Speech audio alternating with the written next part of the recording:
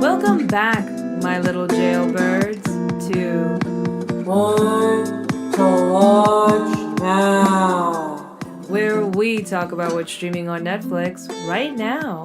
And in today's episode, we're talking about Netflix's newest original, reality show, I would say, Jailbirds. Oh my god. I am obsessed with something I never thought I'd be obsessed with.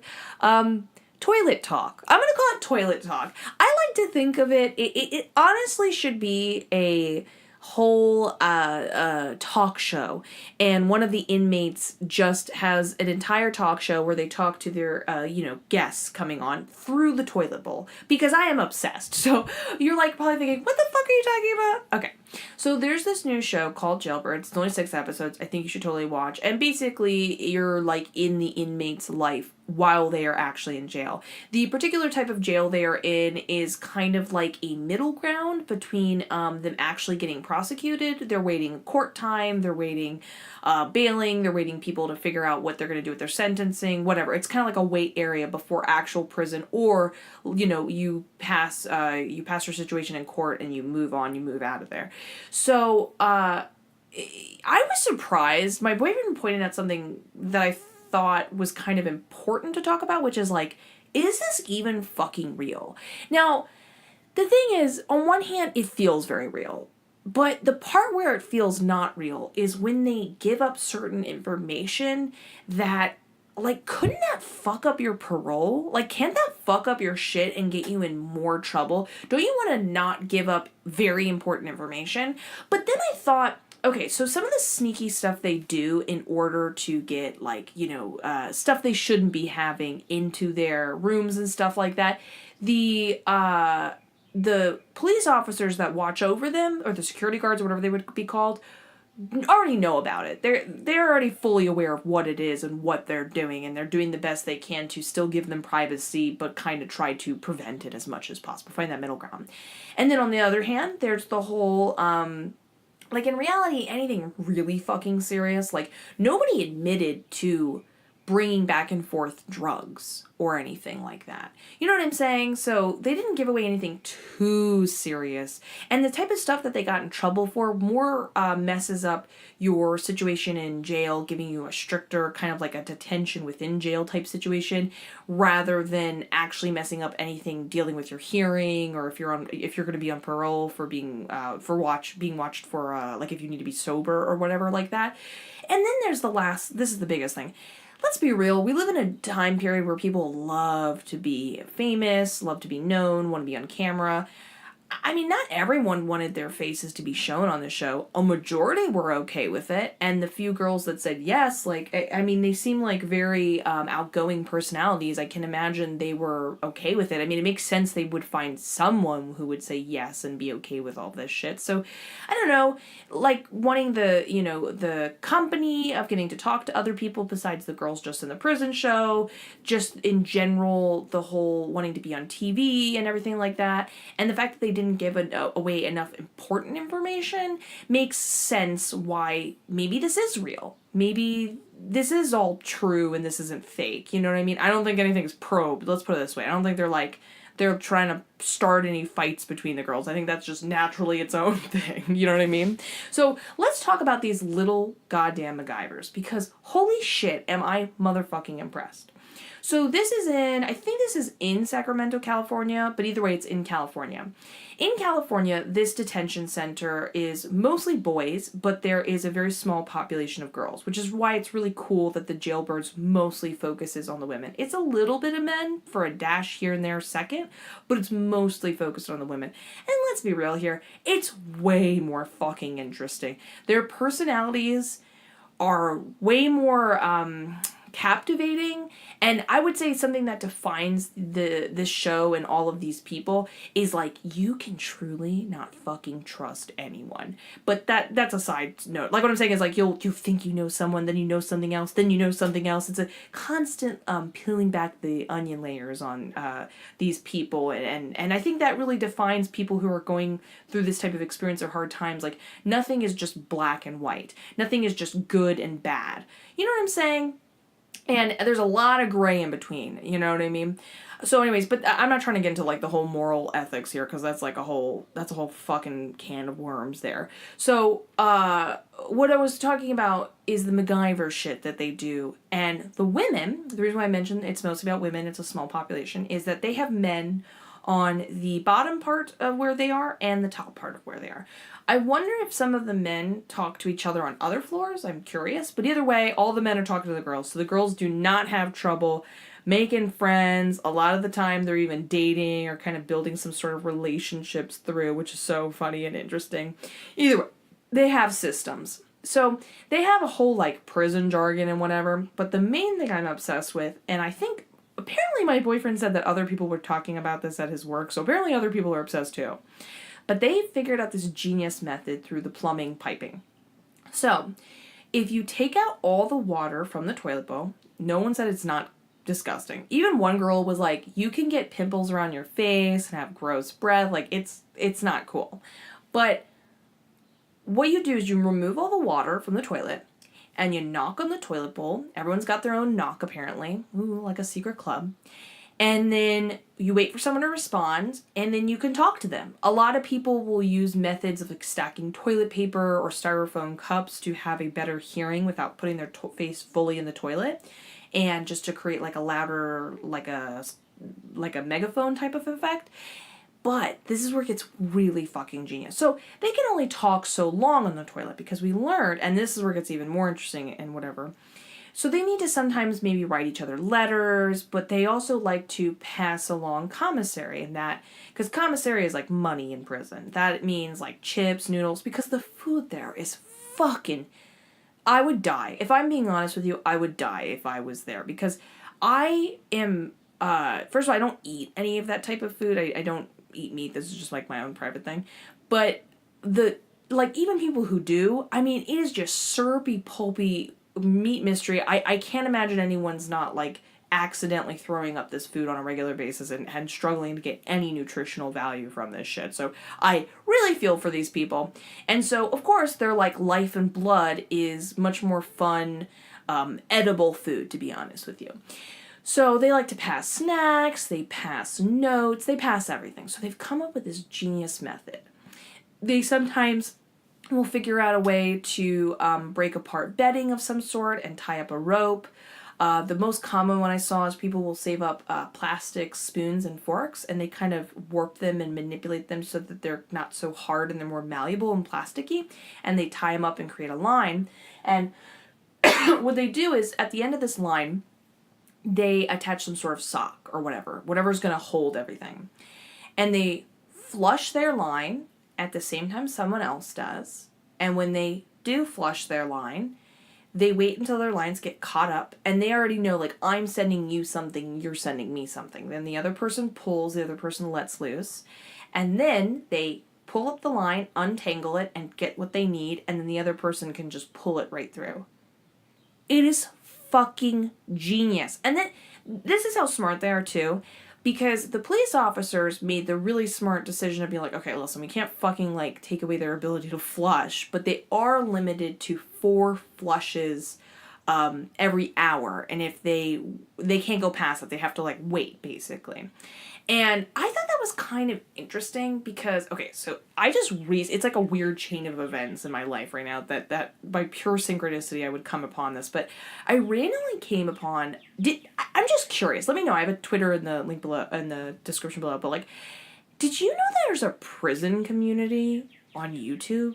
Because I had no fucking idea. I highly recommend watching this girl. Her name's Jessica Kent, Kent, Jessica Kent. She is just a lovely lady, and I think she's a really, like, good, hopeful cause. So if you know anyone going through a tough time and feeling like it's so hard after they're getting out, or how do I overcome all this shit, like giving up my kid to foster care, sobriety, whatever you're going through, she's a great, like, hope story of, like, look, it can work out positively for you, but acknowledging, like, it was motherfucking hard to get here type of ideas. And she talks about her stories from prison, what it's like now. It's just terribly interesting. And it's true, like, after having this experience in prison, it's something that's, like, affected her the rest of her life. She even talks about how she still has bad habits from prison that she can't seem to break. One of them being, is the whole reason why I'm bringing up the story, she forces everyone to take flushes in between shits, like, in between your shitting instead of at the end, because she doesn't obviously want to have any stink or anything like that. But I'm wondering, what jail did she go to? Because apparently at this particular place, that would not be okay. That would not be something you do. Apparently, like, you can tell girls at, like, all fucking time are ready to, they are ready to, like, talk on the phone. They're ready to spread the word someone ratted them out. Often, they're put in a position where they are locked in their rooms. It's kind of crazy. Like, it gives, like, I mean, let's be real, Orange is the New Black is only one way prison can be, but I thought it was really interesting that most of these girls are kind of locked up, and they are put in a position where, like, most of the day they have to be literally actually locked into the room with their cellmate, so you better fucking like your cellmate, and then they only have so much time in the day room. That's where the whole, like, jargon gets even more interesting, but we'll get over to that.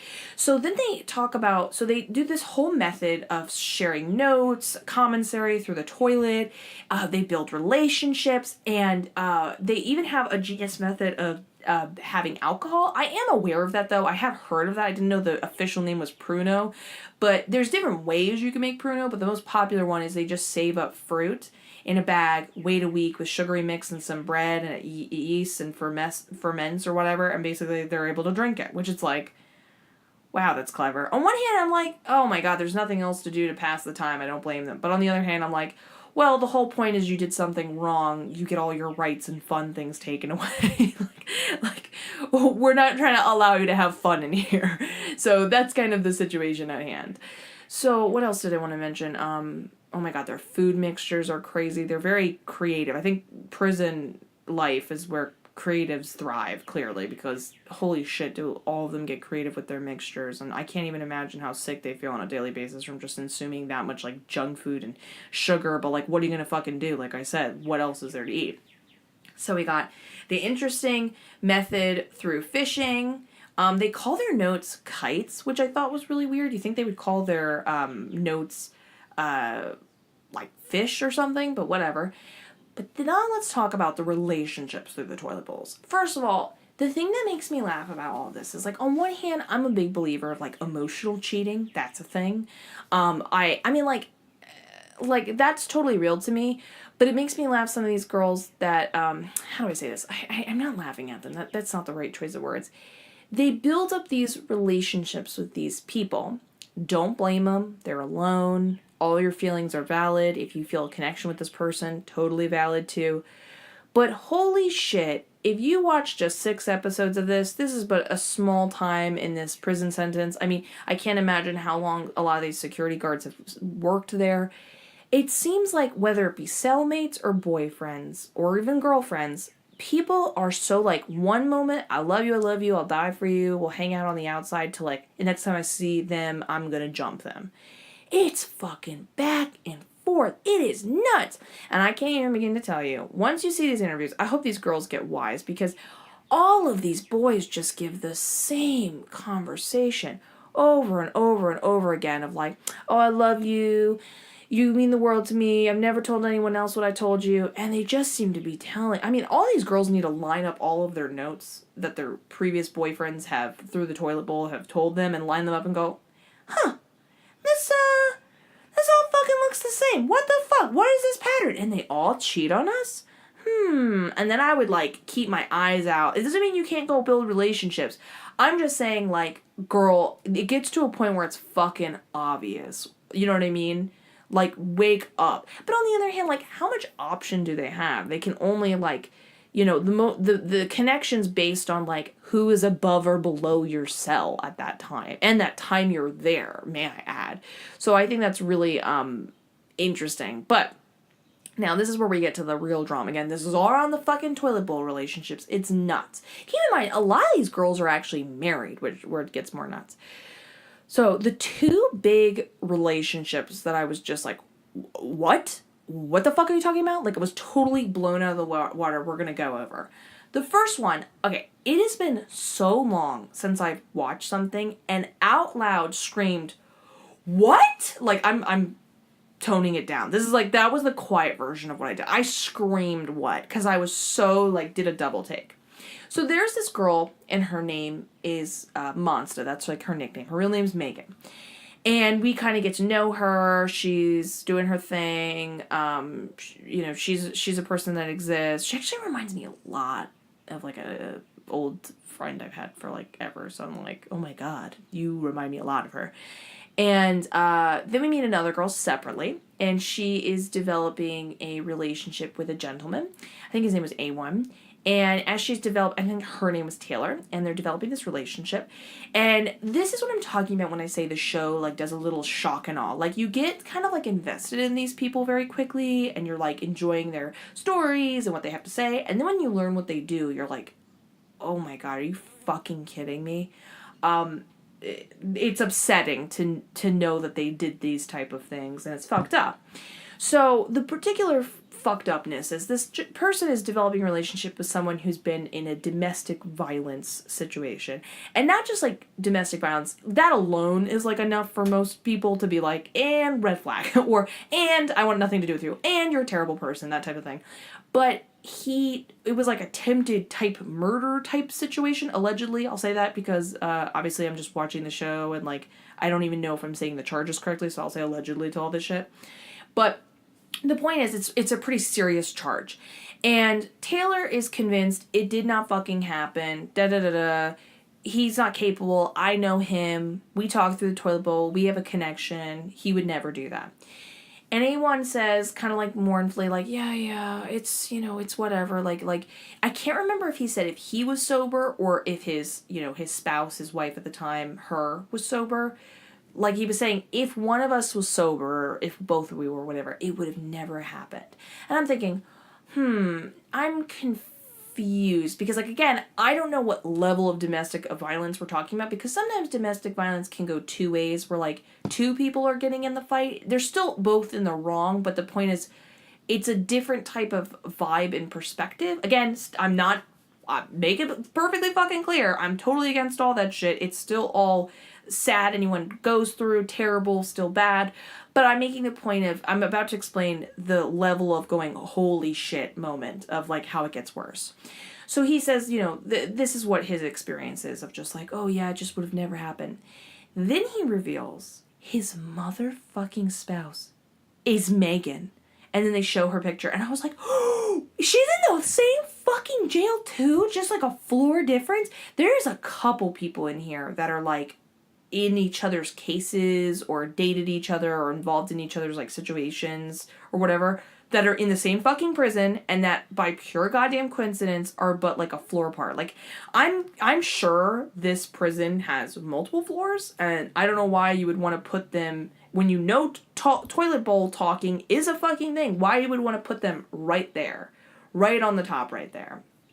So essentially what happens is Megan then tells her story. Now, my first thought when I thought of Megan, and let me put it this way. Megan has made it clear she's okay to go into a fight. And this is no judgment. I am not judging her. There's no judgment here. But in my head, I thought, holy shit, it's Megan. Oh my god, you're at the same jail. Is Megan and Taylor going to get in a fight? But my other thought was, like, I wonder what the situation was. Because, like I said, each situation is their own. I still think it's wrong that he abused her in any way. But I wonder for clarification if they got in fights mutually together. Like, what was the situation? Oh, well, it was bad. So she is fully the victim, and he was pretty brutal with his... I won't go into it in case this is, like, trigger heavy for anyone, but the point is he was very abusive to her to the point that this was, like, the first time she had ever called the cops, but it had happened many times before, again, allegedly. And as she was leaving the situation and leaving the trying to get away from him this particular bad time, he fucking stabbed her in the back. He stabbed her in the back, like, so fucking deep. It's like a miracle it didn't hit a major artery or organ or whatever. What the fuck? That is, like, whole nother next fucking crazy ass level inhuman type of shit. So Taylor's talking to that person for a while, and then we see he's got another girlfriend on the outside. We see he's got another girlfriend somewhere else. Like, these boys are bouncing around. They've got 4 or 5 girls, clearly insecure people who, like, there's nothing wrong with dating multiple people and being, like, an openly emotional relationship person. But I find people that tend to be like this tend to be, they've got some problems. You know what I mean? To want to play so many people. You know what I mean? I thought it was interesting when Katrina ended up staying with Dollar Bill, or Dalla, whatever his fucking name was. Like, he obviously cheated on her. He kept saying the same line, oh no, what we have is deep, to each girl. But for whatever reason, it worked out for them, and they both got out, and they decided to be together. So, I hope it's working out. She said she's got kids. I hope he's somehow helping out with the kids or whatever. But skirting over that. So we learn a girl named Baby Girl, and she is a woman who has, it's so sad because, so basically the way this particular detention center works, again, this is like a holding place before actual prison type thing. They have different areas they put people. They have the Gen Pop, which everyone wants to be in. You get to socialize. It's more day room time. It's more outdoor time, stuff like that. You get to be with each other, so on and so forth.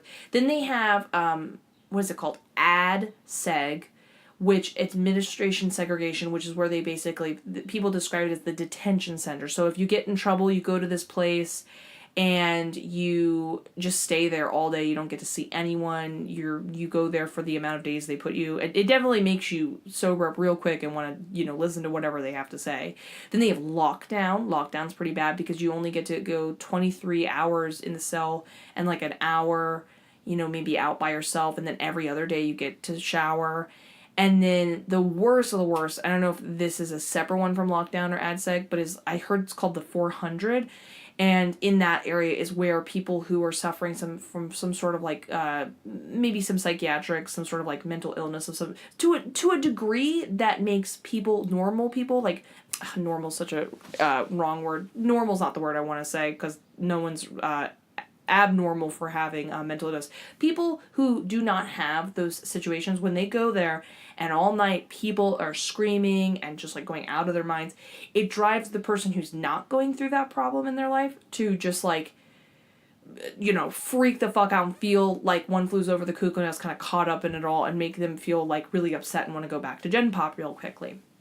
So we have Baby Girl, who was in a position where she was in, I think, the 400 area, and she was being driven nuts, and she begged this woman who is in charge of like security and filing and stuff like that, basically was like, please, can you please move me to Gen Pop? She takes a chance on her, and it's really sad by the end of the show to see that she's really sad and disappointed to hear that in the time she's, been back in Gen Pop, she's been in several fights, she's been in situations, and we've seen from her past record and this particular time of giving her this chance, she's not going to change, this is who she is, and we just can't give her those options anymore. And that's so sad, because, they talk about, like, your permanent record.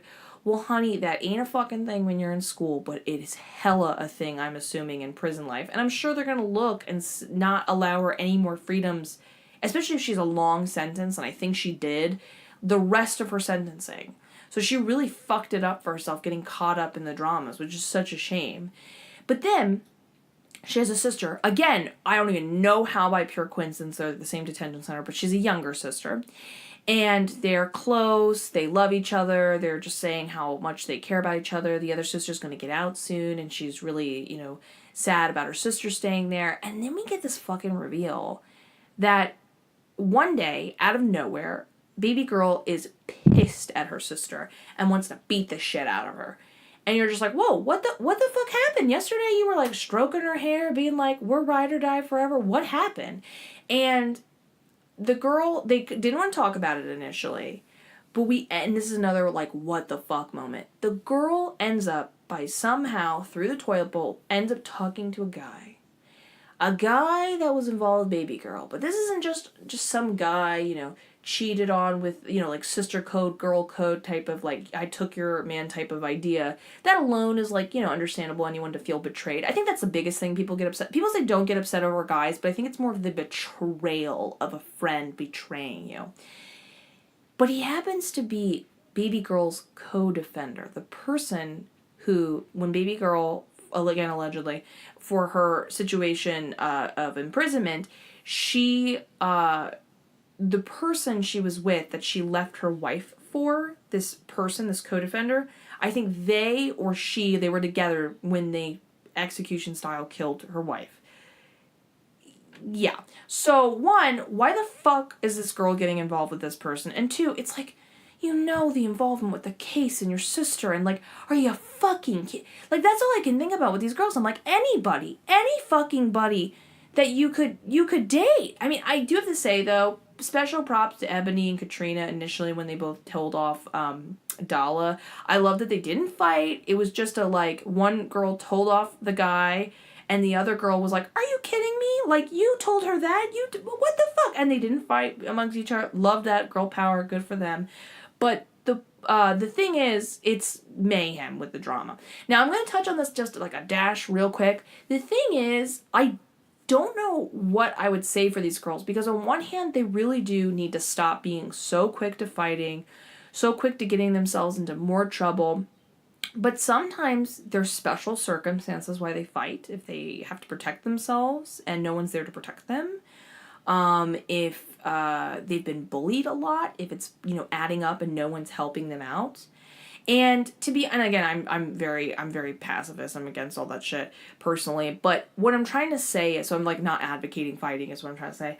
But I would say the biggest thing is like, this is prison life. Humans adapt quickly. Any human in any circumstance, if you were put in a Lord of the Flies type situation, you would adapt.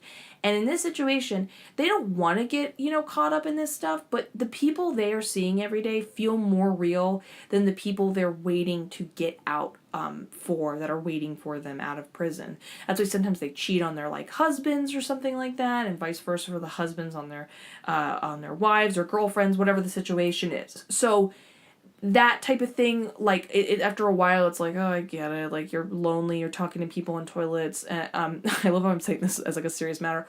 Or, just, if you get caught up and you want to defend your friend, it's like, you want to tell them, wake up, none of this fucking shit matters. None of you guys will know each other in another 6 months when you get switched around, and none of it matters. You all acclimate quickly. Everyone's just stop. It just doesn't matter. Chill out. Bond, have a good time, be friends, make the most of your situation, but chill out. But then on the other hand, it's I get it. I understand. They do a really good job of how it happens, how you feel like you can't trust anyone, but you desperately want to, and so on and so forth.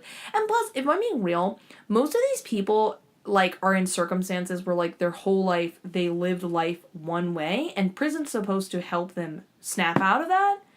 But because, I'm not sure in this particular detention center if they're giving out, anger lessons or something like that, but it's just, unfortunately, their go-to of how to solve a problem is, getting caught up in the dramas, reacting really intensely. Now, not all of them are like that. A lot of the girls are whoa, stop, trying to break up fights a lot of the time, or don't do that stuff.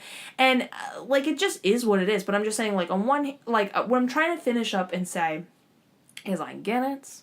I get the little society. I get all the cool maneuvering with the MacGyver shit, with a cool way of communicating. I get the desire to want to communicate with other people and build some sort of relationships. I get the whole commissary for money. The whole thing is just so it was just a little peek in a world, and it was interesting as hell. I hope they have a season 2. I would be curious if it would be new inmates. I feel like it's going to be new inmates, which is sad because I wanted to continue to watch their stories go out, and maybe they'll be repeating characters. But because it is a detention center, and they'll, some people are there for a couple years, but a lot of people are there only for, a few months. I imagine they're going to go through people pretty quickly. But do watch it. Some people have happy endings. Some people have crazy endings. The whole thing was just so interesting and cool to watch.